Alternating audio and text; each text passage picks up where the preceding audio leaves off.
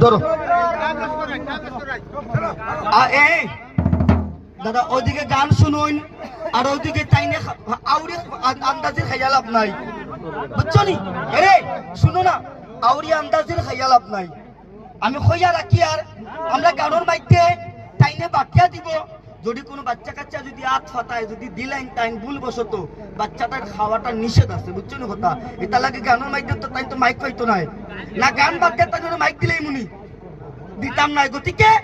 আমি খইয়া রাখি আর টাইম বাকিয়া দিবা যদি এই ধরনের রুগী তাহতে হাত ফাটাইও গানোর মাইতে দিয়া খেয়াল করতে না টাইম 18 বছরের নিচে কোনো বাচ্চায় হাত ফাটাইও না